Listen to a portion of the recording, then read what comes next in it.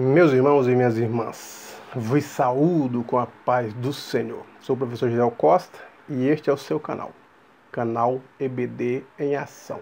Canal feito especialmente para você, para abençoar a sua vida com subsídios históricos, subsídios doutrinários, subsídios geográficos, subsídios sociais, todos os subsídios que pudermos disponibilizar para ajudar os professores e as professoras, aqui estaremos disponibilizando no canal EBD em Ação, para que seu plano de aula seja agregado, seja enriquecido, sua aula seja profícua, seja abençoada cada dia mais. E os nossos alunos saiam satisfeitos das nossas manhãs de domingo. Bem-vindo a você que é inscrito no canal. Eu agradeço a sua inscrição, são mais de 2.000 inscritos, diversos comentários nos ajudando, são diversos compartilhamentos, divulgação, likezinho. Continue dando like, você que é inscrito, que ajuda o YouTube a entender que o canal está sendo bem aceito pela sociedade. E você que está chegando agora e não é um inscrito, eu convido-te a inscrever-se. Venha, inscreva-se no canal, dê um likezinho também, joinha quando você assistir os vídeos. Você pode ativar o sininho para ser notificado de vídeos novos. Tem um sinozinho aí no lado direito seu, que quando você ativa ele, você vai receber em primeira mão vídeos que aqui ainda estarei postando. E se você quiser andar pelo canal e ver os demais vídeos de trimestres passados, eles estão disponibilizados também, estão disponíveis aí. Através de playlists, você pode acessar as pastas, que são as playlists, com cada trimestre. Cada trimestre, cada pasta corresponde ao trimestre de uma lição. Então você pode verificar os assuntos, assistir, divulgar, compartilhar e dê o likezinho, que ajuda muito o nosso canal. Hoje estaremos estudando a lição de número 7, datada do dia 17 de fevereiro de 2019, cujo tema é Tentação, a batalha por nossas escolhas e atitude. O texto áureo: porque tudo que há no mundo, a concupiscência da carne, a concupiscência dos olhos e a soberba da vida, não é do Pai, mas do mundo. 1 João 2:16. E a verdade prática: a tentação no sentido religioso é atração ou sedução para praticar o mal, tendo por recompensa prazeres ou lucros ilícitos. A leitura bíblica para falar sobre esse tema, ela está em Mateus 4, de 1 a 11, cujo tema fala sobre a tentação de Jesus. Jesus foi levado ao deserto, conduzido ao deserto, e 40 dias e 40 noites não comeu, ele jejuou, a restrição de alimento, e foi tentado pelo diabo. E então começa o relato desta tentação, o diabo pedindo para Jesus transformar as pedras em pães para ele poder se alimentar, que estava há 40 dias sem alimento. E Jesus recusa e cita a palavra que nem só de pão viverá o homem. E então o diabo faz um milagre, leva Jesus, transporta-o ao pináculo do templo, é um milagre. E pede para que ele se jogue, porque está escrito que os anjos é quem cuidam daqueles que temem ao Senhor. Mas ele cita isso fora de contexto e com a interpretação que não é do texto, porque esse é o sentido do diabo, é inverter a palavra, fazer com que as pessoas entendam de forma diferente e tenham outro sentido da vida, porque ali se jogar é tentar. Cristo nos livra naquilo que nós não temos condições, não sabemos do perigo e Ele vem nos livra. Não a gente ficar buscando motivo para Ele nos livrar. E Jesus então fala sobre isso, e ele mostra os reinos do mundo como se fosse tudo dele, que estivesse sob o poder dele, e disse para Jesus que daria tudo para ele se Jesus o adorasse. Então Jesus o repreende e ele desaparece, e os anjos vêm a confortar. É sobre esse texto que a lição traz na leitura bíblica em classe, e a partir daí vem as lições para a nossa vida na aula de hoje. Então o primeiro tópico, a lição, fala sobre o significado da palavra tentação, que são diversos, né? Significa pôr em teste, tentar, pôr em teste, testar alguém. Comprovar os fatos, experimentar algum. Então são diversos os significados para a palavra tentação. E no caso de Refidim, ele cita aqui a provocação de Refidim, que eram as pessoas de Israel que estavam a caminho de Canaã e começaram a tentar ao Senhor, seu Deus, provocar, no sentido aqui, provocando o poder de Deus, a vontade de Deus, fazendo coisas que desagradavam a Deus. Nesse sentido, a tentação ela não é bem-vinda. É uma parte negativa de você provocar ao vosso Deus, principalmente se estiver provocando a ira de um Deus que é soberano. Então, ó, esse povo tiveram uma experiência em Massá e Meribá, que era provocar a Deus, que era colocar em xeque a palavra de Deus, experimentar, tentar desvirtuar aquilo que Deus havia feito, né? Exatamente isso que é a palavra, que era questionar a vontade de Deus. Estavam questionando. Vamos ver sobre isso agora há pouco, porque o texto está citando dois assuntos proeminentes, que uma é a tentação de Jesus e outra a tentação do povo de Israel que estava no deserto. Então, no primeiro tópico, a lição vem falando sobre isso, né? Como um teste. Às vezes Deus nos testa, mas Ele testa-nos no sentido de experimentar, de saber a nossa fé, não porque Ele não saiba, mas porque quer nos dar lição. Quando o texto de João diz isso, né, São João 6, fala que ele perguntou para os discípulos, onde compraremos pão para todos estes? Aí o texto diz, mas dizia isso para o experimentar. Jesus queria uma resposta, queria saber qual a confiança. Até porque eles já haviam presenciado a transformação da água em vinho, a cura da filha do oficial, a cura do paralítico 38 anos. Eles já haviam presenciado. Então, pela lógica, eles responderiam, não, eu vi Jesus, tu transformar a água em vinho, vi esses milagres, então isso aí é fácil, você pode fazer o milagre. Mas eles esquecem disso, não passa no teste e faz o cálculo humano, 200 dinheiros de pão não é suficiente para que cada um tome um pouquinho. Então nós vemos a prova, a tentação no sentido de experimento, de experimentar, mas vemos a tentação no sentido de provocar, no sentido de discordar das promessas de Deus, de pôr em prova aquilo que Deus prometeu. Quando é Deus que nos prova, Deus que nos testa, Deus que nos tenta, nesse caso de experimentar, aí é diferente, mas não nós que somos criatura querendo provocar a ira ou testar as palavras ou as promessas e os milagres de alguém que é soberano, como é o nosso Deus. Segundo tópico, nós temos aqui a tentação de Jesus. A Bíblia diz que Jesus foi levado ao deserto para ser tentado. Observe que foi o Espírito que levou Jesus para o deserto. O Espírito de Deus que levou João Batista ao deserto. Isaías diz assim, que o Espírito nos atrai para o deserto. Por quê? É porque no deserto nós temos lições. É no deserto que nós percebemos a fragilidade humana. No deserto não há nada, a não ser o calor, a areia e o vento. Calor causticante. Então é no deserto onde o homem percebe que ele não é nada. Para onde ele olha, não tem saída. E se ele for um ignorante no deserto, ele se perde e morre no deserto. Então o deserto ele pode ser um lugar de provar a fé, não no sentido de provar para destruição, mas no sentido de provar como o ouro é provado. Quando o ouro é levado a fogo com um maçarico de 1500 graus Celsius, o ouro derrete. Derrete, as pessoas colocam ele em barra de ouro, em formas de ouro, para que se tornem barras, mas tem um detalhe. Depois dessa prova, desse fogo, o ouro fica puro. Se tiver areia, pau, qualquer outro minério junto com o ouro, ele é dissolvido. Então, nesse sentido, às vezes nós somos levados ao deserto da nossa vida para ser provados, para que a nossa fé seja pura, a nossa confiança se aflore, se mostre, ou se desenvolva. Então, quando é o Espírito que nos conduz ao deserto, a garantia de segurança, ela é certa. Porque o próprio Deus disse para o povo de Israel, vê, na palma das minhas mãos te tenho gravado. Pode uma mãe se esquecer do filho que mama, todavia eu não me esquecerei de ti. Então Deus não se esquece e nem abandona. Com Cristo estava o Espírito de Deus no deserto. Com João Batista, com Moisés, com todos que passaram pelo deserto. Às vezes, na nossa vida, no caso aqui, é metafórico, não é um deserto literal. Você não vai para o Saara para aprender a conhecer quem é Deus. Mas às vezes no deserto da solidão, no deserto da individualidade, no deserto do seu quarto, na oração, da agonia, da tentação, da prova. Os desertos, eles vêm para a nossa vida. Por isso que Paulo está dizendo aos irmãos que estavam em Roma que a tribulação, ela produz a paciência. E a paciência produz a experiência.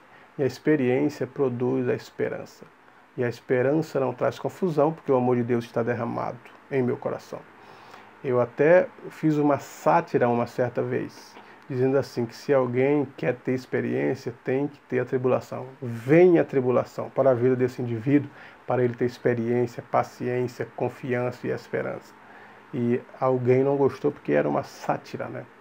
Uma sátira, mas isso é uma realidade. Nós não estamos desprovidos de ser provados, precisamos melhorar. Por que que José precisava passar por todas aquelas fases? Passar pela cova, passar pela escravidão, passar pela cadeia, para depois estar diante do trono. Por que que Deus não teve o poder de levar ele diretamente ao trono? Porque Moisés, porque José, no caso citado, precisava de lições, precisavam de experiências, precisavam de soluções. Assim é a nossa vida. Quando é o Espírito que nos conduz ao deserto, ele garante a nossa vitória. Não morreremos porque foi ele que nos atraiu para o deserto. Agora, quando é nós que vamos com os nossos próprios pés, saímos debaixo da nuvem da graça, da glória, da vontade de Deus e vamos para o deserto porque queremos, aí é o perigo. Porque quem nos garante a vitória é Deus. Se Ele nos chamou ao deserto, Ele nos garante a vitória. Agora, se vamos com os nossos próprios pés, independente da vontade de Deus, mora o perigo. Então vamos descobrir se o deserto pelos quais estamos passando é uma prova de Deus ou se é nós que buscamos essas atitudes para a nossa vida. Porque às vezes alguém nunca sai da prova e pensa que Deus é quem está provando, se foi ele que entrou na prova. Porque o rei Salomão disse, o homem buscou muitas invenções. Deus fez o homem perfeito, mas ele buscou muitas invenções. Então o homem busca para si muitas invenções, muitos arranjos. Pode observar que na ressurreição de Lázaro, Jesus disse para a multidão, tirai a pedra. Por quê? Jesus não poderia dizer, pedra, saia do meio, e Lázaro sair sem ninguém ter que tirar a pedra? Poderia. Só que a pedra foi arranjo do homem. A morte os homens não poderiam. Não foi eles que arranjaram a morte. Então eles não tinham domínio sobre a morte. Jesus tem. Agora a pedra não foi Cristo que colocou. E ele diz, tirai a pedra, desatai-o. As ataduras não foi Cristo que colocou. Tirar as ataduras das mãos para que ele faça alguma coisa. Tirar as ataduras dos pés para que eles venham para fora. Tirar as ataduras dos olhos para que eles vejam a multidão. Então todas essas ataduras foi o arranjo humano. Então os arranjos nossos nós vamos tirar. Agora aquilo que é de Deus ele fará pela sua promessa na nossa vida. Sobre o jejum de Jesus, 40 dias e 40 noites não comeu. Alguns ficam preocupados como que era esse organismo, se era organismo humano, se era organismo espiritual, essas minúcias que não levam muito, porque não tem esses detalhes revelados na Bíblia. Alguns falam se ele comeu, se não bebeu, se bebeu, se não comeu. Mas o fato é que esse tipo de jejum, ele não é doutrinário. Nós não devemos levar como exemplo. Não é um exemplo que todos têm que passar jejum de 40 dias, porque os que já tentaram fazer isso sofreram diversos danos. Então nós temos que cuidar mesmo até o nosso corpo, a forma que vamos jejuar. Tem pessoas que jejuam 3, 4 dias sem comer e sem beber. Eu conheço pessoas que jejuaram porque eram novos convertidos, 3 dias e 3 noites sem comer nada e sem beber nada, e que hoje têm o seu estômago operado, tiveram que operar, fazer operação no estômago devido às questões de saúde. Então primeiro vamos conhecer o nosso corpo humano, depois saber os tipos de jejum que a Bíblia fala. Se é o jejum absoluto, se é o jejum típico, se é o jejum místico, qual que é desses que nós devemos. Então tem esse tipo de jejum, devemos saber quais e começar a fazer uso de uma forma correta. Precisamos ensinar esses últimos dias as pessoas a jejuarem de uma forma que não venham prejudicar a sua saúde, senão não valeu de nada, sacrifício de tolo. A Bíblia fala que nós devemos cuidar do nosso corpo, o templo de Deus. Nosso corpo é templo e morada de Deus. Ou não sabeis que sois o templo de Deus e que o Espírito de Deus habita em vós? O escritor Hebreus falou que nós somos casa de Deus, morada de Deus. Então essa é a funcionalidade do corpo. E todavia a Bíblia fala, se alguém destruir o templo de Deus, Deus o destruirá. E às vezes nós preocupamos muito com as questões da alma e do espírito e esquecemos as questões materiais, as questões do corpo, a saúde do corpo. Esquecemos de ler que as obras da carne também é comer demais e beber demais. os beberrão e os comelão prejudicam o corpo. Então, comer muito, comer em excesso, vai trazer sérios prejuízos para a saúde. Então, é uma destruição do corpo. Então, é uma obra da carne, e a Bíblia diz: e os que tais coisas praticam não herdarão o reino de Deus. A tríplice tentação de Jesus, né? O aparecimento, a primeira tentação. Você pode observar que Lucas ele diz, fala um gerúndio, que Jesus sendo tentado 40 dias. Porque quando o diabo aparece para Cristo, já é o ápice da tentação. Então ele vem sendo tentado desde o primeiro dia que foi para o deserto. O segundo, o 10º, 30º, ele já vinha sendo tentado consequentemente. Jerônimo ele dá isso. É igual quando Pedro diz assim, sabendo que não foi com coisa corruptível. Sabendo é Jerônimo, quer dizer, nunca esqueçam, sempre venham sabendo disso. Então ele veio sendo tentado desde o primeiro dia. Quando o diabo aparece, já é o ápice. Já é a força total para fazer ele desistir, fazer ele errar, fazer ele pecar, fazer ele perder o rumo da sua missão. Então, 40 dias sendo tentado, foi sempre tentado. Se Jesus foi tentado, quanto mais nós. Nós também temos essa dificuldade. Somos sim tentados. A tentação ela vem para todos. Agora, o exemplo de Cristo é notório. Ele resistiu, ele permaneceu fiel. E até o hino diz, tentado não cedas. Ceder é pecar. Então, a tentação em si, ela não é um pecado. Ah, estou sendo tentado. Está sendo tentado? Então, não é um pecado você ser tentado.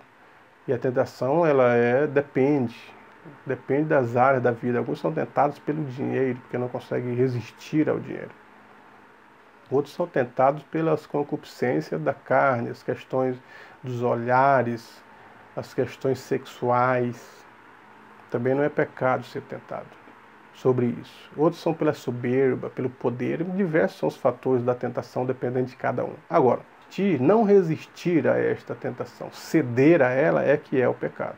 Vem a advertência dizendo que Jesus resistiu às tentações malignas. A todas as investidas do diabo, ele estava pronto para combatê-la. E a Bíblia diz isso claramente, resistir ao diabo e ele fugirá de vós. Foi o que aconteceu com Cristo, ele resistiu, combateu com a palavra e o diabo fugiu dele. E é o exemplo para a nossa vida. Então ele veio sendo tentado desde os primeiros dias que ele esteve no deserto.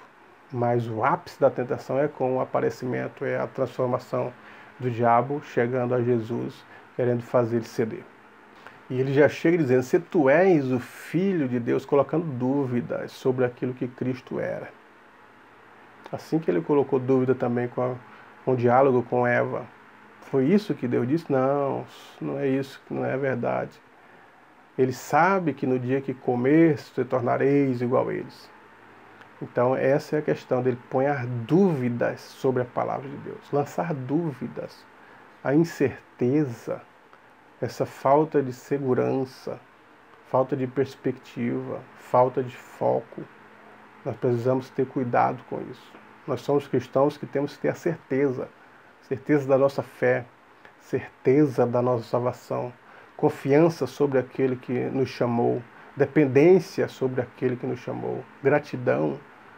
Então, precisamos disso. As dúvidas, sempre ele coloca dúvidas, lança essas dúvidas sobre a vida das pessoas. E isso é prejudicial à saúde espiritual. E ele opera o milagre quando ele transporta Jesus do deserto para o pináculo do templo, dizendo para Jesus se jogar. Observe que é um milagre que ele faz ali, como se fosse um milagre. Transportar Cristo para o pináculo do templo. Cristo estava em carne e osso, o ser humano ali já formado. Ele faz esse transporte, que não é possível pela força humana, pela tecnologia desprovida de nada, simplesmente pelo corpo humano, pela força, os humanos não conseguem. Então ele faz isso. Então a gente tem que perceber isso, que o diabo não está de brincadeira, que, como alguém tem dito, que ele perdeu toda a sua força, perdeu todo o seu poder, não é ninguém. Não, nós não estamos aqui para desafiar ao poder do diabo. Nós estamos aqui para vir brincar com ele, de fé, de pega-pega. Nós estamos aqui para servir a Deus, esquece essas questões, mas saber quem ele é. O próprio arcanjo Miguel, quando contendia com ele sobre aonde está o corpo de Moisés, ou como enterrar o corpo de Moisés, contendia com ele sobre o corpo de Moisés, Ele não ousou falar a palavra de maldição, falar nada de sentido pejorativo sobre a vida dele, mas disse: o Senhor te repreenda. Então tem muitas pessoas brincando, dando adjetivos para o diabo, um cão sem dente, um cão que não morde mais ninguém. E não é a nossa missão essa. Também não é supervalorizá-lo, temê-lo. Mas nossa visão está preparada, está firme no Senhor. Se ele vier, resistir a ele e ele fugirá de vós. Mas não ir em busca deles, não ficar provocando como alguns fazem em programas, em suas mensagens, desafiando e etc. Alguns até mandam a igreja levantar os pés, vamos pisar a cabeça de serpente hoje. E o que a Bíblia diz é que Cristo é que esmagará em breve, debaixo dos nossos pés, Satanás. Então é diferente de a gente ficar brincando com ele. Então vamos prestar atenção na palavra, estar firme no Senhor e firmes contra as astutas ciladas do inimigo. No caso que ele oferece para Jesus era tentar a Deus, se jogar para que Deus pudesse intervir. Estava tentando, estava provocando, estava buscando algo, né? Então a Escritura reprova todas essas atitudes daqueles que provocam a Deus, que querem testar a Deus, testar as promessas, testar o poder, testar. Não, nós não temos essa prerrogativa. Agora, quando precisar, é Ele quem vai nos atender. A Bíblia diz que os anjos do Senhor são enviados a favor dos que iam herdar a salvação. Então, quem envia é Deus, não é eu que peço, que determino, que decreto. Eu decreto que os anjos tragam a minha bênção, eu decreto que os anjos estejam agora aqui. Não, não é nós que damos as ordens. As ordens, quem dá é o soberano, ele que ordena os seus anjos. Ordena e quem envia na hora que precisarmos. Então não temos que ficar tentando ao nosso Deus. Depois ele oferece para Jesus o reino desse mundo. Mostrou o domínio do mundo. Falou: tudo isso te dou se prostrado me adorares. Observe que a Bíblia diz que ele ofereceu para Cristo. O mundo, a Bíblia diz assim, o mundo jaz do maligno. Não é o mundo planeta. Porque esse mundo planeta, a Bíblia fala do Senhor e a terra. E a sua plenitude. Então é do Senhor. O mundo pessoa, Cristo veio para resgatar. Muitas pessoas estão aprisionadas ainda na mão. A Bíblia fala que Deus amou o mundo humano, de tal maneira que deu seu Filho. Então há uma esperança dessas pessoas que estão rasgadas nas garras do inimigo de se libertar e vir para Cristo. Há uma esperança, há uma perspectiva, há uma promessa, há um poder. Agora, o mundo sistema está arquitetado pelo diabo. Esses pensamentos do século, a Bíblia fala o Deus deste século. O século, no sentido aqui, é o tempo presente. São essas questões filosóficas que estão comprometidas. As questões científicas também, que são desprovidas da Bíblia, estão comprometidas com essa ideologia.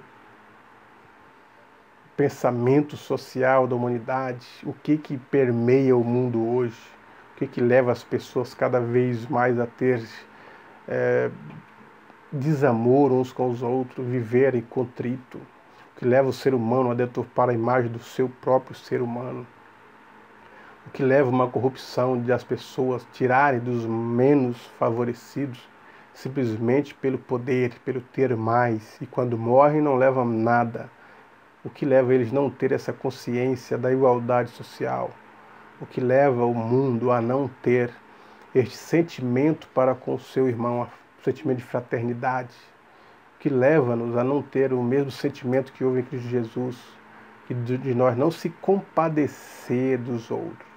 Isto é o Deus desse século. Por isso que ele diz: eu te dou isso tudo. Então é esse pensamento do século sobre Deus, sobre a religião, sobre a palavra e sobre o seu próprio ser humano, não é um pensamento divino, mas é um pensamento diabólico.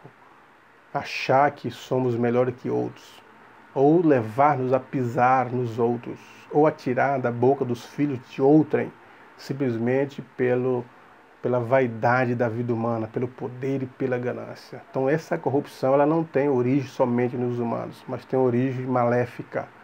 A corrupção, a desigualdade social, ela faz com que os outros semelhantes sofram. E esse é o objetivo do diabo. Ele não pode contra Deus. Ele lutou contra Deus e deixou de ser Lúcifer, deixou de ser querubim ungido para ser inimigo de Deus. Arqui-inimigo de Deus. Então ele não pode contra Deus, então ele vai para o ser humano que é a imagem e semelhança de Deus. E nessa imagem e nessa semelhança, ele olha no homem ver-nos, a imagem de Deus, Ele fala, com Deus eu não posso, mas com seres humanos eu posso. E acaba com a moral do ser humano. Tenta destruir a imagem de Deus no ser humano, através da corrupção, através de vícios, através das drogas, através do pecado. Tenta macular a imagem de Deus no ser humano. Mas a Bíblia diz que para isso que o Filho de Deus se manifestou, para desfazer as obras do diabo. O diabo vai fazendo o mal e Cristo vem atrás fazendo o bem. O diabo vai lançando a morte e Cristo vem trazendo a vida e vida com abundância. O diabo vai destruindo e Deus vai construindo. Vem desfazer as obras do diabo. Então vamos ficar atentos para a lição, ela está trazendo lições preciosas sobre essas perspectivas. E a resposta de Jesus foi exatamente isso. Não tentarás o Senhor teu Deus ou vai-te Satanás. Ou também está escrito, sempre que tinha uma resposta convincente.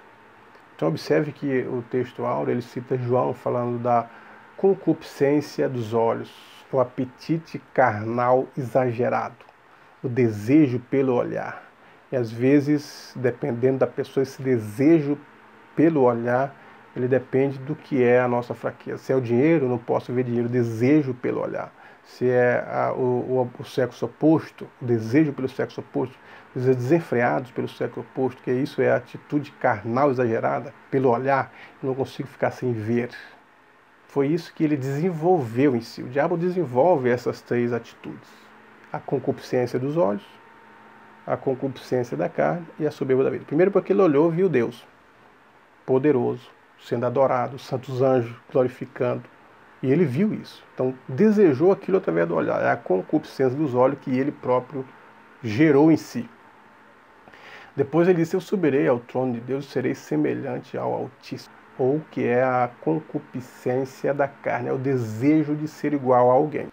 Quantas pessoas não olham a vida alheia e querem ser iguais aos que eles olham? Você olhar para o seu irmão, desejar o bem, ficar satisfeito, ok. Mas a inveja alheia é a soberba ou a concupiscência da carne, é o desejo de ter exatamente o que o outro tem. Ou às vezes não se satisfazer, se entristecer pela conquista do outro. E é isso que o diabo desenvolve. Ele queria ser igual. Serei semelhante. Aí ele partiu para a soberba da vida. Eu vou ser. E foi para a guerra. E foi derrotado. Agora, essas três características ele transmite para Eva. Mandou Eva olhar o fruto. E Eva, que olhava os frutos todos os dias, ainda não havia despertado a concupiscência dos olhos. Ela olhou diferente que ela veio. E quando ela olhou, que é a concupiscência dos olhos, ela despertou a concupiscência da carne. Desejou, vendo a mulher que o fruto era árvore boa para dar conhecimento, desejou comer do fruto. Para ser igual a Deus, então ali já desenvolve. Ela olhou concupiscência da carne. Desejou concupiscência, ela olhou concupiscência dos olhos. Desejou comer concupiscência da carne. E ela queria ser igual a Deus, porque a palavra de Lúcifer atingiu o interior dela. E ela então disse, como será ser como Deus? Começou a pensar como que era Deus, soberano, se aparecia, criador. E ela desejou ser igual a Deus, que é a soberba da vida. Então as três atitudes que ele desenvolve, ele transmite isso para a Eva. E nós não estamos livres dessas três hoje. Estamos suscetíveis a essa tentação. Agora João está alertando. A concupiscência dos olhos, a concupiscência da carne. E a soberba da vida não vem de Deus, mas é do mundo maligno, o Deus deste século. Então, hoje nós precisamos ficar atentos com isso, com esses apetites carnais exagerados, esses desejos, a soberba da vida. Precisamos estar atentos, porque ele mostra isso também na tentação com Jesus, tentando despertar a concupiscência dos olhos, para Jesus olhar para as pedras e já mentalizar o pão sendo transformado.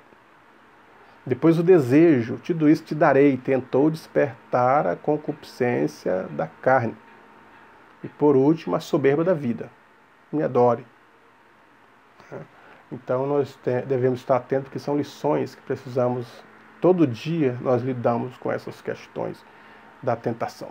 Então o que a lição está dizendo? Nós devemos conhecer os ardis de Satanás, conhecer como ele ataca. A melhor forma de vencer o inimigo é estudar os ataques dele. Estudar a forma de ataque, o caminho pelo qual vai nos provocar a luta. Então a gente se prepara para o contra-ataque, ou estar firmes para resistir os ataques, ou enfrentar os ataques destruindo o inimigo. Essas são as questões. Observe que diante dos ataques ou da tentação do diabo, Eva não resistiu. Diante dos ataques do diabo ou da tentação do diabo no deserto, o povo de Israel também não resistiu. Eles cederam à tentação. Mas diante dos ataques do diabo, Cristo, ele resistiu. Como homem, resistiu. E venceu o diabo. E agora ele nos dá lições. A lição está dizendo isso. Como é que vamos ter vitória? Como que vamos ter sucesso na vida? Como que vamos resistir ao diabo? A Bíblia diz que o diabo anda a nosso derredor, buscando a quem possa tragar. Mas os anjos de Deus se acampam ao redor dos que os temem e os livram. E maior o que está conosco do que com o mundo. Então nós devemos atentar para essas realidades da vida, estar atento para essas questões bíblicas, esses ensinos e lições que servem para nortear a caminhada cristã. Nós não estamos livres. A vida cristã não é só flores, mas guerra, festa, guerreamos, temos vitórias, fazemos a festa, vem outras guerras, outras vitórias, às vezes perdemos. Então nós devemos saber lidar com a vida cristã. E essas lições preciosas mostram que a nossa luta não é contra a carne e nem contra o sangue, mas contra os principados, as potestades, nas regiões celestiais. É a nossa luta, a nossa guerra, a guerra interior. Quando fala da guerra, da luta, é o nosso eu, são obras da carne que estão em todos nós, que não foram arrancadas. Na transformação do nosso corpo, sim, mas elas estão inseridas na nossa alma, as obras da carne. Agora, são mortificadas com as obras, com o fruto do Espírito. O fruto do Espírito se sobressai e domina sobre as obras da carne. Por isso que nós temos que ter esse domínio próprio, essa temperança, essa força do Espírito. Porque se nós não soubermos como lidar com isso, vamos ser vencidos pelas obras da carne. E a característica do cristão não é viver sobre a carne, mas mortificar as obras da carne e viver no Espírito, aguardando a bem-aventurada esperança do aparecimento de Deus, nosso Senhor Jesus Cristo. Portanto, meu professor e minha professora, que Deus em Cristo te abençoe, que você tenha uma aula profícua, maravilhosa, abençoada, e que cada dia mais seus alunos aprendam, se transformem, sejam pessoas melhores a cada dia. E assim a nossa aula, tendo esses resultados, ela estará sendo eficiente na vida dos nossos alunos. Que Deus em Cristo vos abençoe.